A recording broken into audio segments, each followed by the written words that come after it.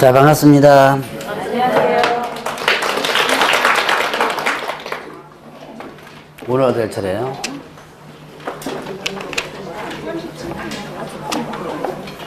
자, 37페이지 할 차례죠? 오늘 날씨 엄청 춥죠? 네. 오늘이 가장 춥다 그러던데. 그래도 다 오셨네. 오늘 같은 날 나오기 싫지 않아요? 네. 나오기 싫지? 예. 그냥 집에서, 조금 동영상 올라올 텐데, 그거나 볼까? 라고 생각하시면 되고. 근데, 중개사법은요, 동영상 안 봐줘요. 안 나오면 포기합니다. 민법의 개론은 그래도 죽으나 사나, 만약에 못 나오거나 그러면, 동영상이라도 봐야지. 그러면서 동영상 보는데, 중개사법은 수업 안 듣죠? 그러면 동영상 안 봐줘요. 왜요? 쉽다고 느껴지니까. 그래서, 예를 들어서 안 나왔을 때, 민법개론은 동영상 보는 사람이 예를 들어서 100% 다 봅니다. 근데 중개사법은 한 10명 중에서 5명만 보고 5명은 포기해요. 다음 주에 가서 또 듣지 뭐. 근데 그렇게 자꾸 하다 보면 여러분들 이제 그 수업에 흥미를 자꾸 잊어버리게 돼요. 그래서 제 죽으나 사나 이렇게 오늘같이 날씨 추운데도 그래도 많이 오셨네요. 제 중개사법은 항상 이제 걱정 많이 하는데 왜 걱정 많이 하냐? 추워도 안 오고 더워도 안 오고 비 많이 와도 안 오고 그다음에 또 하나 더 날씨 너무 좋아도 안 와요. 왜 날씨 너무 좋아도 안 와요? 놀러 간다고. 그래서 이제 특히 5월달쯤 되면 1월달, 2월달, 3월달, 4월달 들었거든요. 또 가면 또 똑같은 소리 들리는 것 같아요. 그러니까 어떻게 하냐면 이제 여기 이제 요즘들 이제 이렇게 좀 마음에 맞는 사람끼리 좀 어울려 다니나요? 이제 5월달, 6월달 되면 이제 같은 동네, 같은 아파트 뭐 이렇게 해서 한 5-6명이서 모여가지고 이제 스터디 그룹도 하고 그래요. 스터디도 하고 하는데 그때 이제 야 중개사법 시간에 수업하지 말고 우리 놀러 가자. 요즘 여기 광명은 어디로 많이 놀러 가요? 광명 동굴? 거기 괜찮아요? 가보셨어요 동굴? 좋아요? 놀러 갈 만해요? 한번 가봐야 돼. 저 한 번도 안 가봤거든요 거기. 네. 여름에 가면 좋아요? 그래서 이제 거기 가자 그래가지고 이렇게 몽탄거리로 요만큼 5명이 원형 탈모 이렇게 머리 저거 대시 요만큼 수업 시간 요만큼 쏙 빠져버려요. 그럼 이제 저는 금방 압니다. 이게 세트로 이렇게 빠지면 세트로 어디 갔구나. 집에서는 뭐 한다고 나오고요. 학원도 나와가지고. 그러니까 애 나올 일이나 똑같아요, 보면. 학원 나와가지고, 이제, 이렇게 다른 데로 갑니다. 그렇게 하다 보면, 결국은 나중에 시험 보고 나면 어떻게 돼요? 합격하면 참 좋은데, 그렇게 해가지고. 근데, 그렇게 놀러 많이 다니시다 보면, 결국은, 수업 듣지 못하고, 공부하지 못하다 보니까, 다 미끄러지는 분들이 많아요. 그러니까 이제 올해는 저번 주에 제가 그랬죠. 올해는 어떻게 하나 죽었다 생각해요. 그냥 모든 것을 다 포기하고 1년만 포기하면 됩니다. 자, 오늘 이제 첫 번째 시간이 37페이지 나오는 부분인데, 자, 공인중개사 시험제도가 있어요. 자, 공인중개사 시험제도, 요거는 공인중개사 시험과 관련된 부분인데, 시험 문제 한 문제 정도가 늘 나오는 부분입니다. 그래서 시험 시행 기관 있죠? 자, 공인중개사 시험을 어떻게 시행하느냐 하는 부분입니다. 자, 일단은 시험 시행 기관이 있습니다. 자, 시험 시행 기관은 어떻게 된다? 원칙적 시험 시행 기관과 그 다음에 또 예외적 시험 시행 기관 이렇게 둘로 나눠져요. 그래서 원칙적 시험 시행 기관은 누구다? 시도지사. 시도지사. 그래서 시도지사 하면 느려서 표현은 뭐예요? 늘리면 특별시장, 광역시장, 도지사를 뭐라 한다? 시도지사라고 그러죠. 그래서 시도사. 그래서 공인중개사가 되고자 하는 자는 누가 시행하는 시험에? 시도지사가 시행하는 시험에 합격해야 된다 했습니다. 그래서 얘가 원칙이고요. 자, 그 다음에 예외적 시험 시행관은 누구냐면 국토교통부 장관입니다.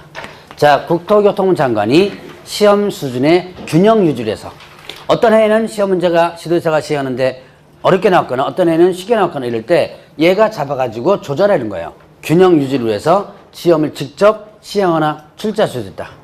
자, 일단 시험을 직접 출제도 할 수 있고요. 그 다음에 또 시행도 할 수 있어요. 이때 직접 출제하든가 시행하고자 할 때는 공인중개사 정책심의위원회, 저번 주에 잠깐 언급했었죠? 정책심의위원회 의결을 거치게 돼요. 자, 그래서 이게 옛날부터 지금까지 쭉 일단 오고 있는데, 그래서 옛날에는 어떻게 됐어요? 자, 시도지사가 시험을 시행하고 출제는 누가 했냐면 국토교통부 장관이 출제를 했었습니다. 그러니까 12회 때까지 어떻게 했냐면 자, 시험 접수를 어디서 하냐면 광명시는 광명시청에서 했다고 했죠. 그래서 광명시청에서 일단 접수를 합니다. 옛날에는 그렇게 했었어요. 공무원들이 직접 접수했어요. 공무원들이 직접 접수를 하고, 그 다음에 이제 출제는 누가 하고, 출제는 누가? 국토교통부에서 하고. 근데 이게 귀찮죠, 이게 귀찮아요. 자기네들이, 자, 공무원들이 허구날 시험 접수할 때마다 가가지고 달강당에서 이런 책상 갖다 놓고 이거 처리 짓고 하는 게 귀찮으니까 내가 할 일을 다른 기관에 맡겨버립니다. 그 맡기는 걸 뭐라 그럽니다? 맡기는 것을, 자, 위탁이라고 했죠. 위탁. 자, 시험을 뭐 할 수 있다? 위탁할 수 있다 그랬죠. 그럼 이때 위탁권자가 누구냐면, 시행 기관의 장입니다. 자, 이 용어를 여러분들이 일단은 보셔야 돼요. 시험 문제 한번 딱 나왔던, 게 있었습니다. 자, 시험 시행 기관의 장. 시험을 시행하는 기관의 장이죠. 그러면 시험을 시행하는 기관은 어디였었어요? 시도지사. 많이였나요? 국토교통부 장관도 시험을 시행하는 기관이었죠? 그러니까 이건 어떻게 하냐. 올해 누가 시험을 시행하는지 몰라요. 시도지사가 시행할 수도 있고, 그 다음에 또 국토교통부 장관이 시행할 수도 있는 거예요. 그래서 이거 둘을 묶어서 만든 용어가 뭐다? 이 둘을 묶은 용어가 시험 시행기관의 장이라고 합니다. 자, 그러면 이렇게 한번 문제가 이렇게 나옵니다. 자, 시험 위탁을 시도지사가 위탁한다. 이건 맞아 틀려요? 시험의 위탁을 시도지사가 한다. 틀립니다. 틀려요. 왜 시도지사가 한다 틀리냐? 이유. 국토교통부 장관이 할 때는요. 어떻게 할 거예요? 그럼 국장이 만약 시행한다면 위탁할 수 없는 상황이 발생되죠. 무슨 얘기인지 아시겠어요? 자, 만약에 시험 위탁을 국토교통부 장관이 한다. 그래도 틀려요. 왜냐? 시도지사가 할 때는 어떻게 돼요? 그래서 자, 시험 시행기관에 장하면 둘을 묶은 누구? 시도지사 또는 국장 둘을 묶은 표현이다 라고 볼 수 있어요. 자, 요게 옛날에 시험 문제 한번 나왔었던 부분입니다. 자, 그러면 이제 이 시험 시행 기관의 장은 두 개를 묶은 것이다 라고 보시면 돼요. 자, 그러면 이제 어디다 위탁할 수 있다? 공기업 또는 준정부기관이나 아니면 또 공인중개사협회. 자, 공인중개사협회에다가 위탁될 수 있다. 자, 공기업 하면 뭐를 떠올리면 되냐면, 공기업 하면 공사 떠올리면 된다 그랬죠? 도로공사, 토지주택공사 떠올리면 되고요. 준정기관 하면 뭐냐면 여러분들이 공단 떠올리면 돼요. 공단 떠올리면 된다니까. 여러분들이 어디 학원에 가니까 시화공단이요 그러던데. 그것도 공단이죠. 그런 공단 말고 뭐냐면 산업인력공단, 뭐 국민연금관리공단인 거예요.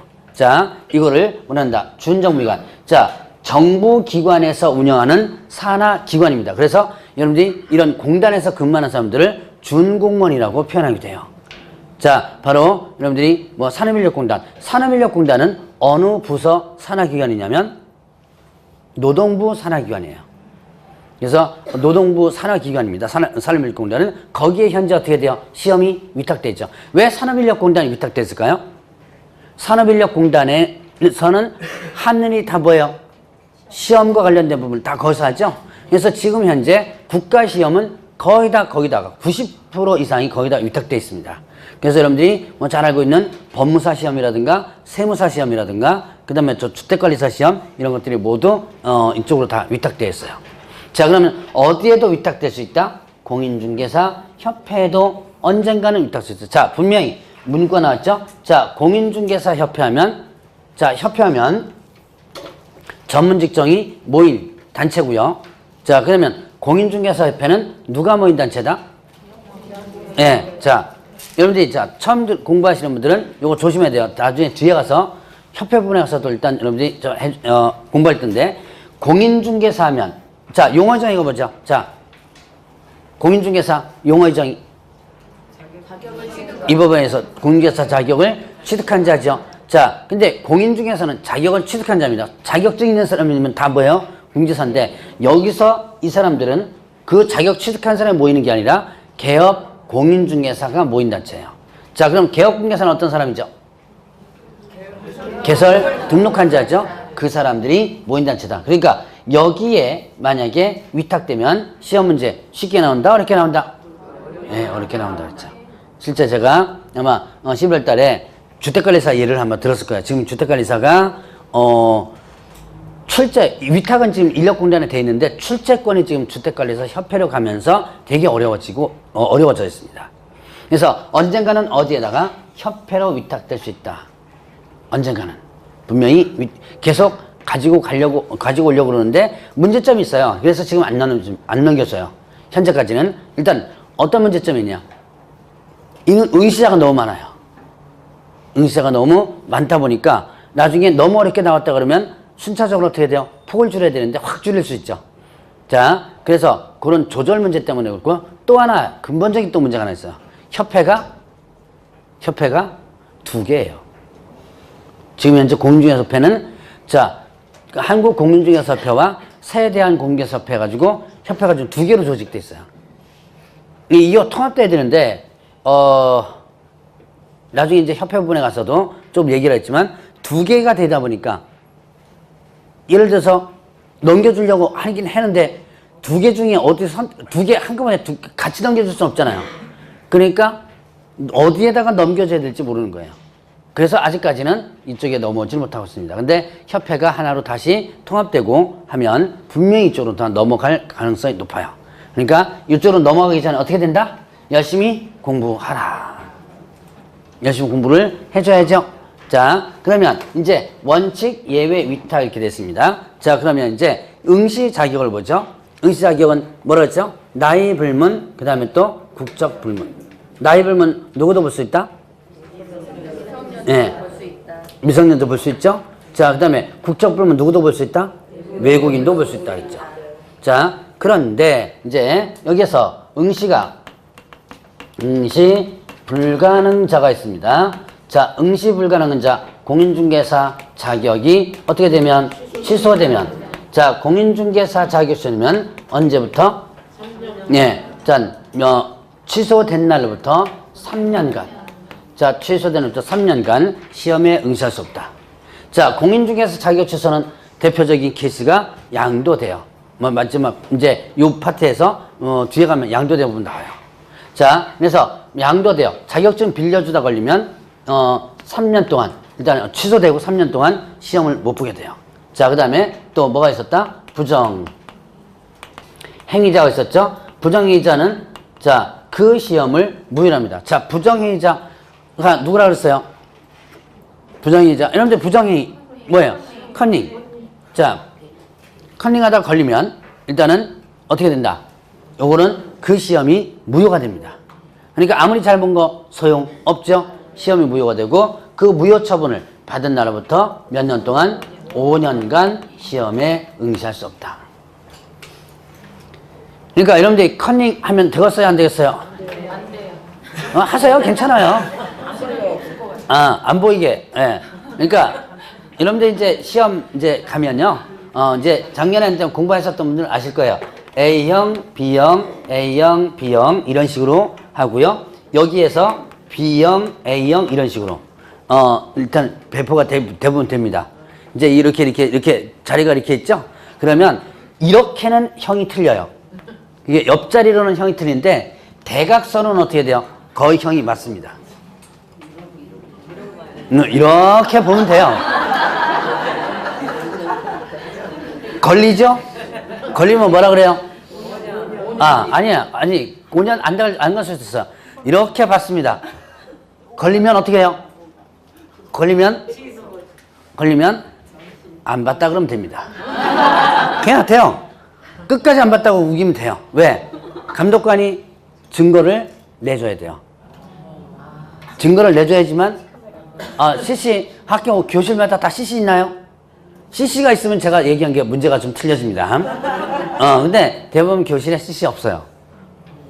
있는 거 한번 보고요. 나중에 들어가서 있는 거 보고, 대부분 없어요. 여러분들이 뭐 중학교, 고등학교 교실 가보세요. 그 CC 없죠? 예. 그래서, 그렇게 해서 그냥 안 봤다고 우기면 됩니다. 그리고 감독관들도 알아요. 왜냐면 옛날에는 사실 많이 했었어요, 그게. 옛날에는 뭐 60대 뭐 이런 분들 있죠? 이런 분들은 아예 대놓고 일어나가지고 막 그랬어요. 실제로 그랬었어요. 그래도, 실제로 감독관들이 그냥 보지 마세요. 막 그렇게는 하지. 왜냐면 나이가 워낙 이제 뭐 그때는 뭐 10년, 15년 전에는 보통 60대, 70대까지도 시험을 봤거든요. 그러니까 감독관이 젊으면 자기 아버지, 할아버지 때예요. 그러다 보니까 그냥 이거 잡지 못하고 그냥 보지 마세요. 그러니까 한마디만 해놓고 마는데, 문제는 제 수강생 중에서 부정행위자로 걸려가지고 5년 동안 시험을 못 본 사람이 있습니다. 뭐가냐면 컨닝 페이퍼를 만들어 가면 절대로 안 됩니다. 자, 제가 금방 뭐라 했어요? 이렇게 봐도 된다 그랬죠? 왜? 우기면 돼요. 안 봤다고. 왜? 카메라 갖고 뭐 하는 거니까. 그리고 막 겉에서 소리가 나죠? 그런 교실에서 그러면 이제 옆에서 막 뭐라 그럽니다. 시험 좀 칩시다. 막 그러면서 이제 막 뭐라 그러니까 그냥 감독관들도 그냥 어찌 하나만 봐줘요.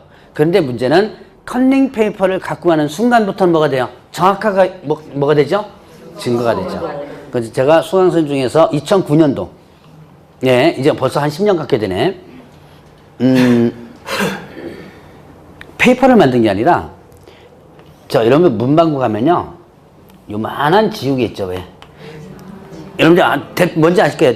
두께 이렇게 얇으면서 넓적한 지우개가 있어요. 그 누구 머리에서 나오는지, 이제 스터디 그룹을 하는데, 한 5명이서 했대요. 근데 거의 다 공부 잘했던 사람입니다. 근데 누군가가 제안을 했대요. 야, 지우개에다가 그 공법이 좀, 여러분 어때요? 공법. 예, 어렵죠? 그래서 공법을 깨알같이 써가지고 갑니다. 5명이서 딱, 이제 같이 이제 공부를 했던 그룹이니까 같이 써요. 이렇게 모여가지고 킥킥대면서 쓴 것 같아요, 아마. 예. 그러니까 여러분들 아마 재밌죠? 왜 그런 게 쓰면은. 근데 문제는 이게 이제 나이 들면 이 부주의가, 여러분들 이런 거 갖고 가면 어떻게 돼요? 가능하면 한쪽에는 이제 이렇게 뭐를 쓴 거예요. 한쪽에는 공법 암기 노트 같은 거 있죠? 쓰고 한쪽에는 안 쓴 거예요. 그래서 어떻게 나요? 뒤집어 놓은 거죠. 근데 수강생 한 명이 이거를 무의식적으로, 예, 이렇게 해놓은 거를 쓴 거를 이렇게 놔버린 거예요. 그러니까 무의식적으로 그러는 거예요. 그런데 감독관이 가끔씩 지나다니거든요. 그리고 이렇게 여기서 보면 이제 이렇게 보여요. 이렇게 뭔가 새카만 게 있는 게 보여요. 그래서 슬 가가지고 살짝 들어보니까 써놓은 거죠. 그 자리에서 시험 문제 가고 OMR 카드 압수시킵니다. 그거가 뭐가 되는 거예요? 증거가 되고, 그 다음에 또 이제 교무실로 데리고 나가요. 교무실로 가면 자소서 쓰거든요. 이게 확인서 써요. 써가지고 그다음부터는 이제 그 시험이 그 자리에서 뭐가 되는 거예요? 무효가 되는 거죠. 그래가지고 근데 그 5명 있었는데요. 한 반에 3명이 같이 들어가고, 여러분 이제 학원에서 접수하면 대부분 한 학원 수강생들이 이렇게 한 반에 왕창 있거든요. 그러니까 한 반에서 3명이 들어갔고, 옆 반에 2명이 들어갔나? 근데 나만 안 쓰고 쟤 다 썼는데요. 이거 할 수 없잖아요. 그러니까 혼자서 그냥 감수하고 이게 5년 동안 시험을 진짜 못 보는 사례가 있었어요. 근데 이 양반이 공부를 되게 잘했던 사람이에요. 제가 1차 과목이 70점대가 9월달 모의고사에 평균 70점대가 넘게 나왔고, 중개사법 같은 경우는 제가 이제 9월달 모의고사 되게 어렵게 내거든요. 동영 모의고사를. 그런데도 거의 70점에서 80점대가 올라오는 점수가 되게 좋았는데, 거기에 흡수력에서 하는 바람에 됐었어요. 근데 그 양반이 또 하나가 현재 업을 하고 있던 사람이에요. 동업 조금 이따가 이제 동업관계를 얘기할 겁니다. 업을 하고 있던 공인중개사 데려와가지고 하고 있던 사람이라서 상당히 좀 억울했었어요. 근데 어쨌든 지금은 그래도 다시 5년 지나가지고 합격해서 지금 업을 하고 있습니다. 어디서 하냐면 남양주에서 지금 하고 있어요. 그래서 여러분들이 절대로 이렇게 하면 안 된다. 그러니까 페이퍼는 만들어가지 마세요. 그래서 자 일단은 부정의로 걸리면 어떻게 된다? 5년간 일단은 시험 못 본다. 자 이제 그거 말고 또 부정의자가 또 케이스가 있어요. 여러 가지인데 뭐 대리시험도 있고요. 대리시험은 제가 직접적으로 이제 확인을 못했는데 있다고는 종종 들어요. 근데 대리시험은요, 여러분들이 생각하지 마세요. 일단은 상대편이 공부를 되게 잘해야지만 됩니다. 괜히 쓸데없이 돈 주고 대리시험자 하나 했다가 공부 못하면 떨어지고 걸리고 골치 아파요. 그 다음에 또 하나 이제 시험지가 유출된 사례도 있었어요. 이제 그거는 3월 달에 한번 얘기를 해드리죠. 자, 어쨌든 지금은 어떻게 된다? 부정의를 하게 되면 5년간 이렇게 됩니다. 자, 그러면 이제, 응시자에 대한 부분 받고, 그 다음에, 지금 여러분들 39페이지에 보면, 일단은 시험 실시 방법인데요. 자, 요거는 일단, 시험 문제는 잘 안 나와요. 근데, 1월 달이니까 잠깐 언급을 하고 일단 가겠습니다. 자, 일단 1차 시험과 2차 시험을 구분하여 시행한다고 했어요. 자, 구분 시행입니다. 자, 이게 뭐예요? 1차와 2차를 따로따로 보는 거예요. 많은 시험이 이렇게 하죠. 1차 시험 합격하면 어떻게 된다? 자, 합격자를 대상으로 해서 2차 시험. 주택관리사가 대표적으로 지금, 한 4년, 5년 전부터 1차, 2차를 분리해서 시행합니다. 그래서 이제 주택관리사 같은 경우는, 1차 시험이, 7월 달이고, 2차 시험은 9월 달이에요. 자, 공인중개사 시험도 이렇게 1차와 2차가 구분해서 시행하는 원칙인데, 여러분들이 이제 알고 있는 것이 어떻게 돼요? 같은 날 보죠? 그래서 예외적으로 동시에 실시할 수 있다. 그래서 평가는 구분해서 합니다. 자, 1차와 2차를 평가를 구분해서 한다는 것은 1차는 1차대로 평가하고 2차는 2차대로 평가하는 거죠. 그러니까 어떻게 돼요? 이제는 2차 점수가 1차로 절대로 안 넘어간다. 그러니까 1차 여러분이 열심히 공부를 하라 그랬죠. 자, 그러면 이제 이렇게 예외적으로 동시에 실시할 수 있는데 같은 날 1차와 2차를 같이 보게 됩니다. 그러면 1차 시험 불합격한 자 2차 시험 뭐가 된다? 무효다. 제가 아마 공부하는 방법 할 때 잠깐 얘기를 했었죠. 그러니까 아무리 2차 잘 봐도 뭐가 안 되면 1차가 안 되면. 그러니까 뭐 여러분들이 다 상식적으로 이제 알고 있을 거예요 아마. 그래서 주고나서나 언제까지는 4월 달까지는 일단은 1차에 집중을 하라 그랬죠. 자, 그러면 이제 이런 경우 있죠. 1차를 합격합니다. 2차가 안 됐어요. 그러면 1차 시험을 면제하죠. 어떻게 면제한다 그랬죠? 다음 회 시험에, 다음 시험이 아니고 다음 회 시험에 면제한다 그랬어요. 자, 다음 회 시험에, 자, 28회 때 1차 합격하면, 28회 때 하면 29회 때 일단은 되는 거죠. 자, 그러면 이제 그 다음 페이지에 보면 이런 게 있습니다. 자, 시험 방법 보죠. 1차 시험은 선택형을 출제하는 원칙으로 하되 주관식 단답 등 기평을 가미할 수 있다. 선택형이는 이런 오지선다형 이거죠. 선택형, 다음 중 틀린 거 옳은 것을 고르시오. 주관식 단답형 기평이 뭐예요? 괄호 쳐가지고 어떻게 한다? 자, 다음 괄호 안에 써 넣으시오. 이런 거예요. 지금 현재 주택관리사는 이렇게 주관식 나옵니다. 근데 공인중개사는 아직 주관식 나온 적 없습니다. 왜 그럴까요? 네, 채점하기 힘들잖아요. 자, 각 과목별로 예를 들어서 주관식 괄호치기 5문제씩 낸다고 칩시다. 그러면 5과목이니까 25문제가 되죠. 근데 이게 응시자가 작년만 해도 20 몇만 명이죠. 그거 채점하려면 엄청나게 골치 아파요. 그래서 그것 때문에 일단은 이거는 지금 현재까지는 안 나옵니다. 응시자가 확 줄었을 때는 아마 나올 가능성이 있어요. 자, 그 다음에 또 하나는, 자, 2차 시험은 논문형을 출제하는 원칙으로 하되 주관식 단답 등 기평이 하면 있다. 2차 시험 논문형 나와요. 나온다 그래서 자, 논문형 나온다는 소리 들었어요, 안 들었어요? 들어봤는데. 못 들었죠? 네. 만약 2차 시험 논문형 출제된다면 여러분 접수 한 명도 안 했을걸요, 아마? 근데 분명히 여기 규정은 어떻게 한다? 논문형으로 출제된다 그랬죠. 근데 왜 논문형 안 나오냐? 분명히 규정이 있습니다. 그런데 1차와 2차를 동시에 시행하는 경우에 2차 시험도 1차 시험처럼 선택형을 원칙으로 할 수 있다는 예외 규정이 있어요. 그것에 의해서 지금 1차와 2차를 모두 뭘로? 예, 선택형으로 지금 하고 있습니다. 그러니까 언젠가는 어떻게 돼요? 언젠가는 뭘로 나올 수 있다? 논문형으로 나올 수도 있다. 그 언젠가가 언젠가 될지 모르겠지만 어쨌든 규정이 분명히 있습니다. 자, 이제서 요거는 그렇게 시험 문제 안 나오지만 그냥 여러분들이 참고적으로 다음 파트는 거의 다루지 않고 넘어갈 겁니다. 자, 그러면 이제 시험 시행하는 부분 41페이지를 보세요. 시험 시행. 자, 시험은 매년 1회 시행한다, 1회 이상 시행한다 그랬죠? 1회 이상. 1회 이상. 그러면 1년에 몇 번 이상인 거예요? 한 번 이상 실시하는 거죠? 자, 2번도 볼 수 있습니다. 다만, 부득이한 사유일 때, 시험 시행기간의 장은 부득이한 사유일 때는 그 시험을 치르지 않을 수도 있습니다.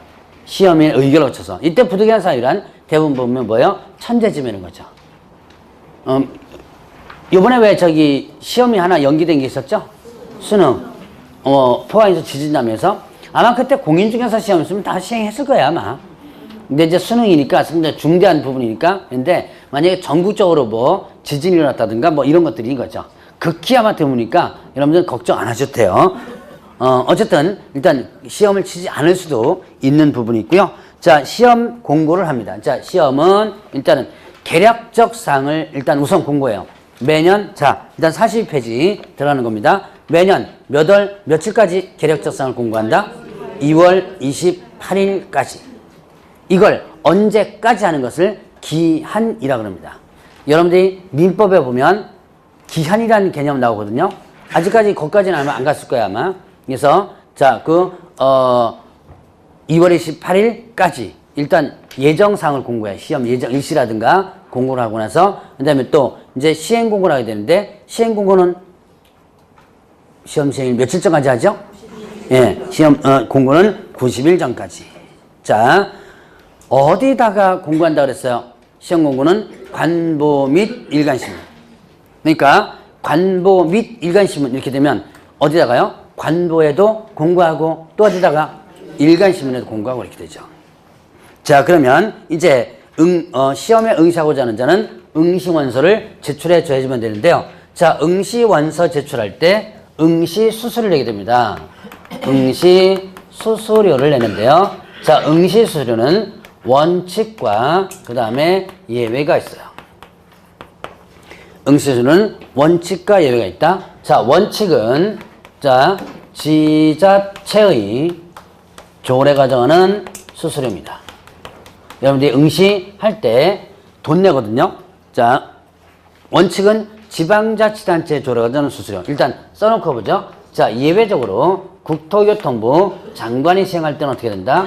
자, 국토교통부 장관이 결정 공고하는 수수료고요. 자, 그 다음에 위탁했을 때는 위탁받은 자가 위탁한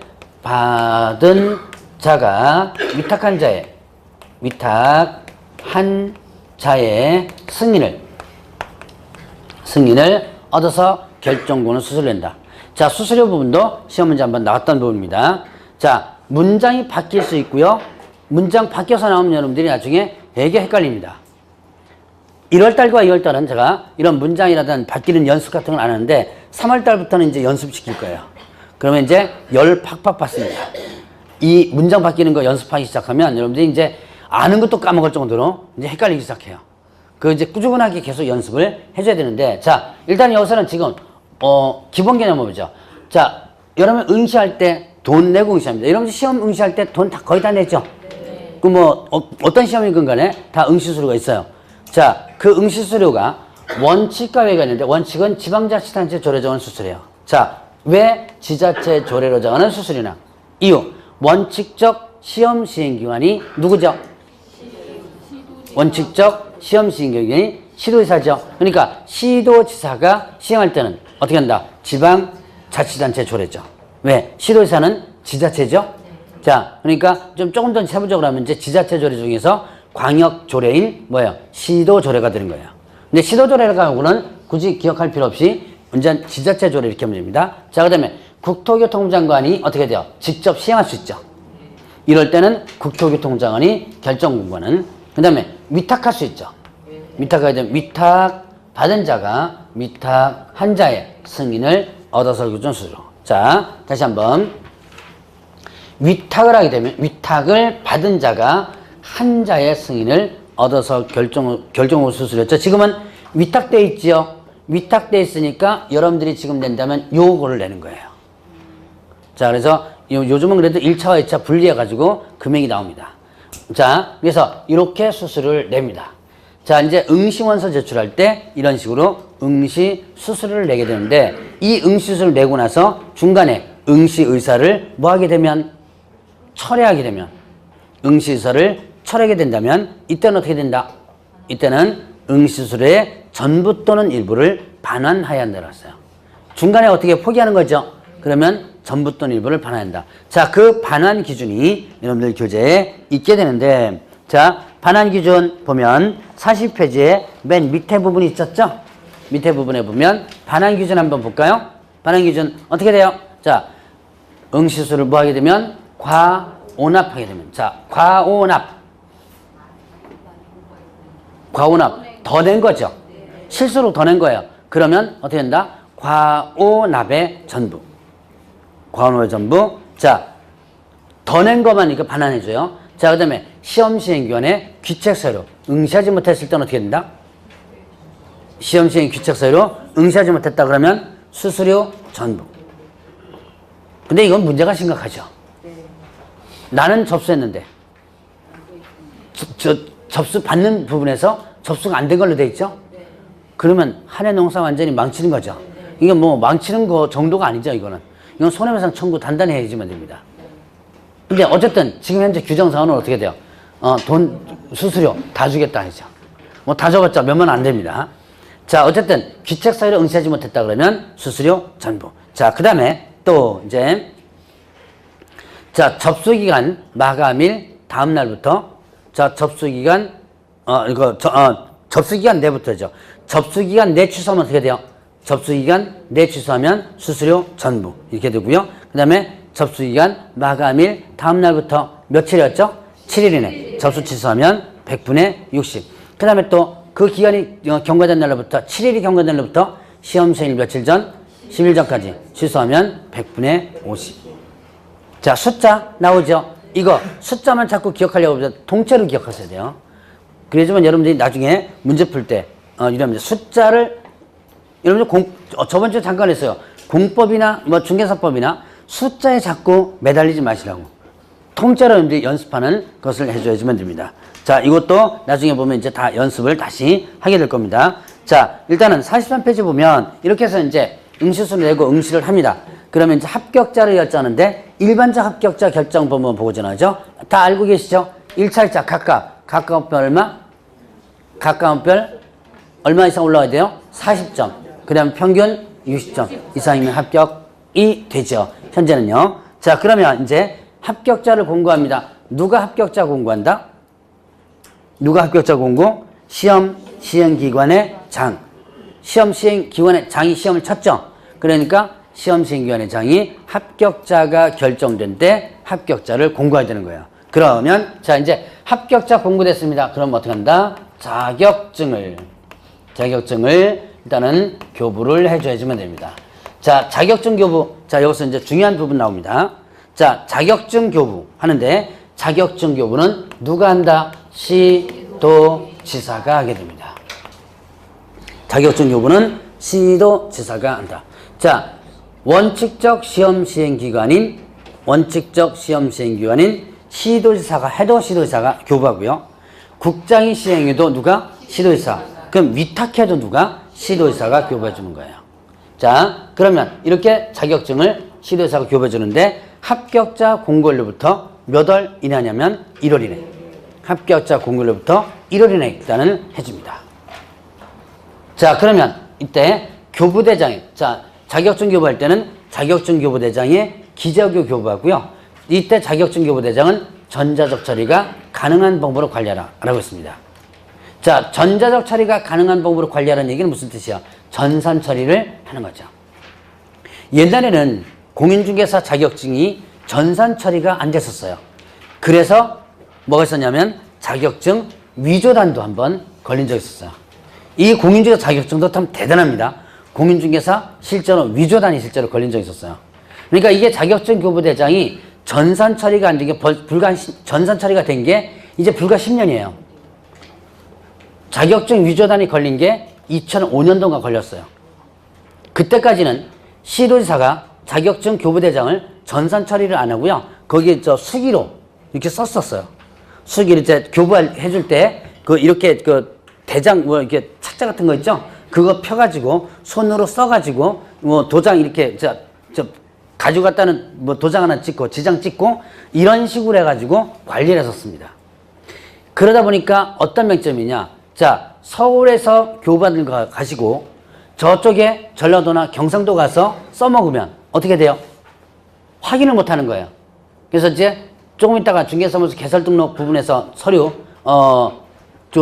서류는 요번에 언급하지 않고 넘어갔지만, 옛날에는 자격증 사본을 서류로 제출했는데, 꼭 등록할 때는요, 뭐냐면 자격증 원본을 들고 오도록 해요. 복사본은 제출 서류로 하고, 복사본과 원본은 비교되도록 이렇게 하도록 하고, 원본은 당연히 이제 돌려주겠죠.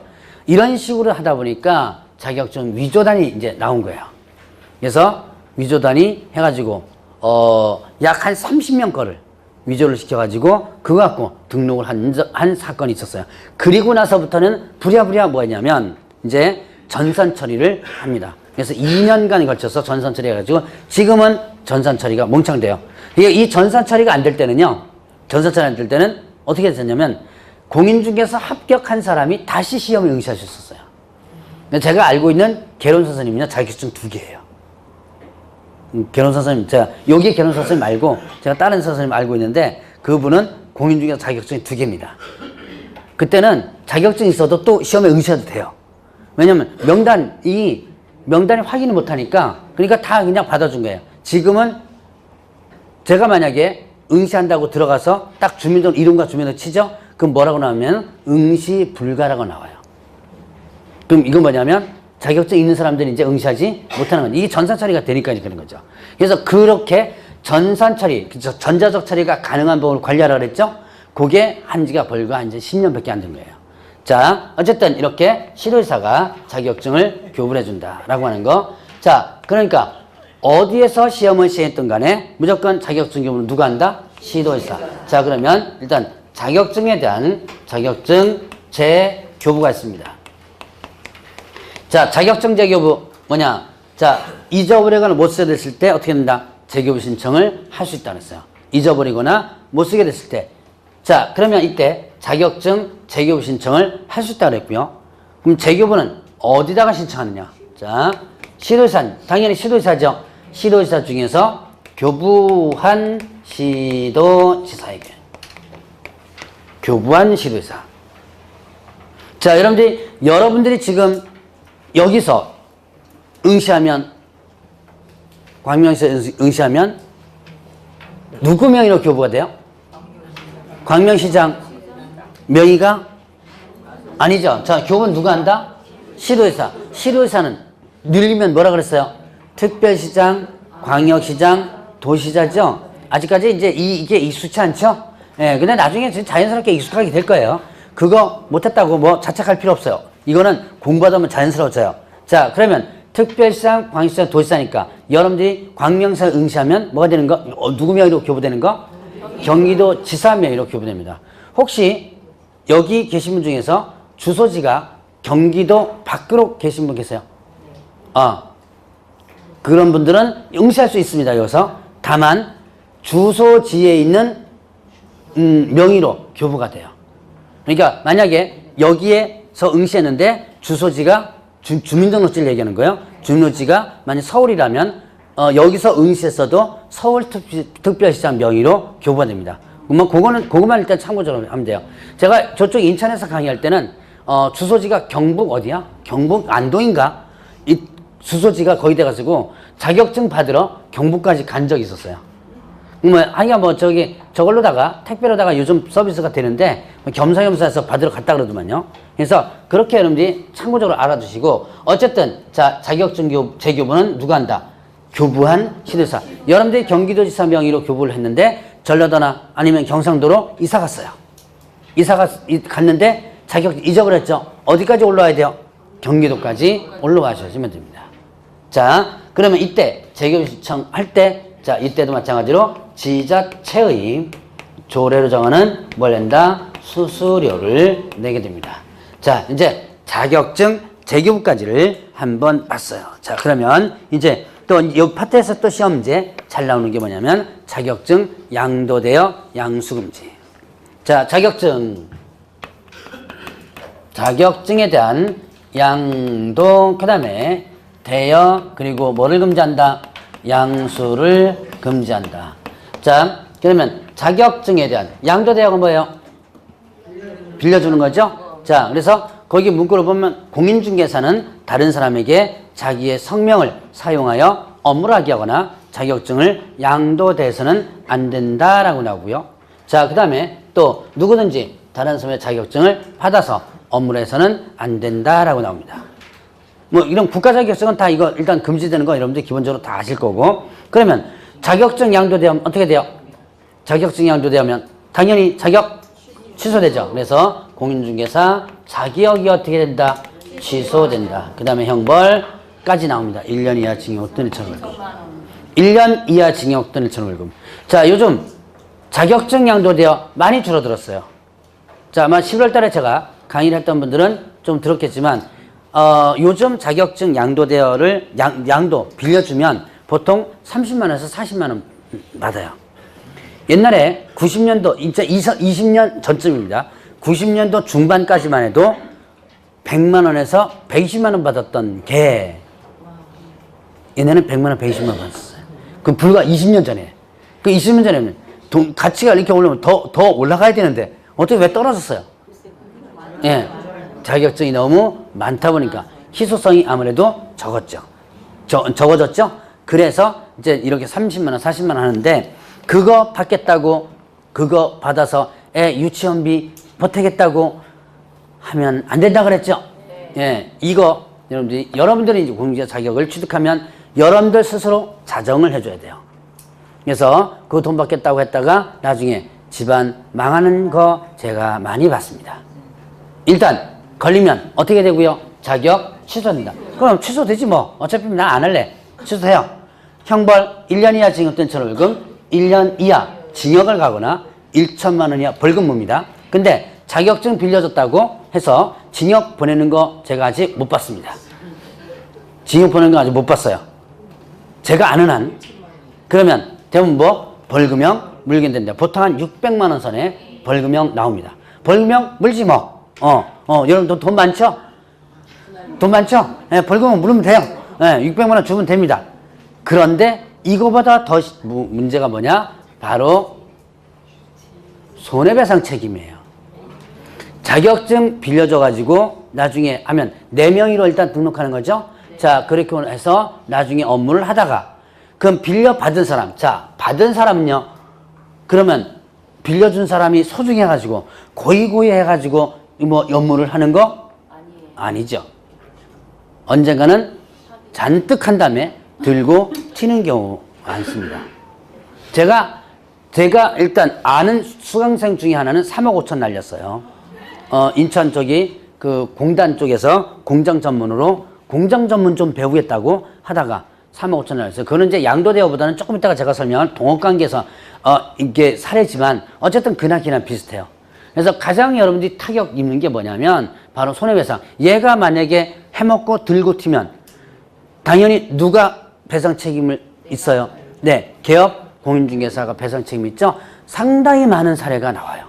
뭐 2, 3천은 제가 많이 들었어요. 수두룩해 들었습니다. 그래서 큰 건으로 봤을 때는 3억 5천 가지인데 실제로 얘기 들리는 거 보면 거의 10억대까지도 날리고 가지고 문 닫고 실제로 전 가족이 도망간 적도 있었어요. 그런 사례들이 나온다. 그러니까 여러분들이 절대로 뭐 하면 안 된다? 자격증 빌려주면 안 됩니다. 그래서 점차 자격증 빌려주는 게 점점 이제 줄어들고 있어요.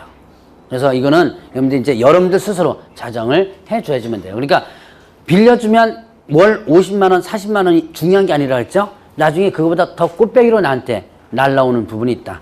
자, 그러면 이제 이렇게 빌려주면 자격 어떻게 되고요? 취소되고 1년 이하 징역 또는 1천 월급 형벌도 받는데 준 사람뿐만 아니라 누구도 받은 사람도 1년 이하 징역 또는 1천 월급이에요. 그러니까 준자 받은 자 모두 어떻게 돼요? 1-1. 준자 받은 자 모두 1년 이하 징역 또는 1천 월급이 되죠. 자, 그래서 제가 이제 이 상황을 한번 11월 달에 있었던 걸 한번 들었을 거예요. 자, 다시 한번 설명하죠. 자, A는 공인중개사 자격증을 가지고 있고 B는 공인중개사 자격증이 없습니다. A는 자격증만 있고요. 돈도 없고 경험도 없고. 자, 돈은 많을 수도 있어요. 근데 경험이 없으니까 쉽게 어떻게 돼요? 덤벼들지 못하죠. 자, 그 다음에 B는 뭐만 없는 사람, 자격증만 없는 사람. 돈도 많고 경험도 많아요. 그러니까 얘가 부동산을 하려고 보니까 내가 자격증 없으니까 누구를? A를 끌어들이는 거죠. 야, 같이 하자. 그래서 A와 B가 같이 여기서 업무를 하는 것. 자, 얘는 등록하고 A는요. 그 다음에 B는 뭐하고? 여기 이제 그 돈 다 투자를 하고 사무실 같은 거 내고 그리고 조건을 걸죠. 뭐 하겠다? 일 가르쳐 주겠다. 근본적인 목적이 뭐예요? 뭐 배우려고? 네, 일 배우려고 그러는 거예요. 일 배우려고. 자, 그러면 이렇게 해가지고 이렇게 하는 것을 흔히들 뭐라 하냐면 동업 관계라 그럽니다. 동업. 자, 이거는 양도대여에 해당된다 안 된다? 안 된다. 자, 요 자체는 양도대여가 아니라 그랬죠. 자, 그런데 문제는 자, 법적으로 사장이 누구예요? A죠. 실질적 사장은 누구예요? B죠. 얘가 실질적 사장이죠. 그러니까 지 멋대로 많이 하죠. 자, 그래서 이 동업관계는 단속의 타켓이 되기도 합니다. 그러니까 동업 자체를 단속하는 게 아니에요. 이런 경우는 주도적 업무를 누가 많이 한다? 예, B가 많이 하죠. 그러니까 단속의 타켓이 되기도 해요. 자, 그러면 여기서 보면 이제 얘가 주도적 업무를 하고 그러면 얘한테 일 가르쳐주겠다 했죠. 가르쳐줘요? 자, 이거는 여러분들이 만약에 B 입장이 됐습니다. 마음 좀 굳게 쓰세요. B 입장이 됐어요. 그럼 대부분 여러분들도 어떻게 돼요? 안 가르쳐줘요. 안 가르쳐줘요. 왜 안 가르쳐줘요? 이유. 잠재적 경쟁자고요. 얘가 배워가지고 옆에다 차려요. 아니면 길 건너다 차리고 한 브록 뒤에다 차려도 한 브록 더 뒤에다 차리더라도 어떻게 된다? 다 경쟁자가 되는 거죠. 그 다음에 또 하나는 얘가 일 가르쳐주면 6개월만 나가버려요. 그럼 얘는 또 다시 또 자격증을 또 구해야죠. 그러니까 이런 것 때문에 일을 잘 안 가르쳐주는 거예요. 실제로 제가 실무교육 강의를 예전엔 지금은 실무교육 강의를 안 가는데 예전에 실무교육 강의를 가보면 이렇게 해가지고 이렇게 해서 1년 동안 내가 한 일은 계약서를 써주는 일, 쓰는 일이 아니고 써주는 일, 써주는 일. 이게 무슨 얘기예요? 얘가 협상 다 해와요. 다방 가서 협상 다 해옵니다. 그래가지고 그 뭐 계약금까지 다 한 다음에 그 다음에 여기 와서 이것만 치는 거예요. 걔가 쓰는 일이 아니고 써주는 일만 하고 손님 오면 뭐 해주는 거? 예, 커피 타다 주는 거. 저번주에 이거 보조라 그랬죠? 예, 그거 1년 동안 하고 나온 사람이 수족합니다. 배운 게 그거밖에 없다. 그래서 여러분들이 가능하면 이런 것들은 여러분들이 가능하면 하지 마시라. 이때 여기서 사고가 많이 나요. 제가 아까 인천에 있는 부분에서 개업공개사가 3억 5천짜리 사고 친 게 이거예요. 동업관계. 나는 뭐 배우고 싶었어요? 공장 중개해주는 거 일배우러 갔다가 졸지 완전히 바가지 쓴 사례가 실제로 한번 있었어요. 그래서 가능하면 이 동업관계 일단 하지 마시고 저는 개인적으로 산다 보면요. 금전적으로 문제가 크게 없고 내가 당장 먹고 살아야 될 상황이 아니라면 일단 맨 땅에 헤딩하라 그래요. 사무실 일단 무조건 차려놓고 그 다음에 뭐 벌벌 거리면서 여러분들 처음에 이제 계약서 쓸 때는 손이 덜덜덜 떨린다 그래요. 이제 그렇게 한번 해보면서 경험을 쌓는 게 좋다라는 얘기를 일단 많이 합니다. 자, 어쨌든 이렇게 하는 것은 일단 동업관계다라는 거. 자, 그래서 자격증 양도되어 양술 금지. 자, 요거는 시험 문제 상당히 잘 나오는 것 중에 하나입니다. 자, 그러면 이제 또 하나. 자, 공인중개사. 공인중개사가 아닌 자가 있습니다. 얘는 공인중개사. 공인중개사 또는 이와 유사명칭, 유사명칭에 대해서 사용을 어떻게 한다? 금지한다. 자, 공인중개사 또는 이화설명칭 사용하지 못한다. 누가요? 공인중개사가 아닌 자. 공인중개사가 아닌 자가 누구예요? 자격 취득하지 않은 자. 자, 저번 주에 제가 연습시켰습니다. 공인중개사는 누구예요? 이 법에서 공인중개사 자격을 취득한 자. 그럼 공인중개사가 아닌 자는 자격 취득하지 않은 자를 얘기한다 그랬죠. 그러니까 자격증 없는 사람이 공인중개사 명칭 쓰거나 이와 유사 명칭 썼다 그러면 어떻게 된다? 바로 요거는 위반하면 1년 이하 징역 또는 1천만 원 이하 벌금입니다. 유사 명칭 사용 위반하면 어떻게 된다? 1-1. 자, 그러면 여기서 관련된 이제 판례 하나 나오는데 이런 내용을 합니다. 자, B가 실질적 사장이죠. 실질적 사장이니까 얘가 자기가 사장이라고 표시를 해줘야 돼요. 지가 사장이니까. 그래서 명함에다가 뭐라고 써다닌다? 대표 누구누구 이렇게 써가지고 다닌다면 요게 바로 뭐가 된다? 유사명칭 사용금지에 해당된다라고 했었죠. 자, 요런 시험 문제 많이 나왔던 판례도 있습니다. 자, 그러면 이제 요까지가 이제 공인중개사 시험 제도예요. 그러면 여러분들 교재 46페이지 중격 등록 좀 쉬었다 하셔야죠.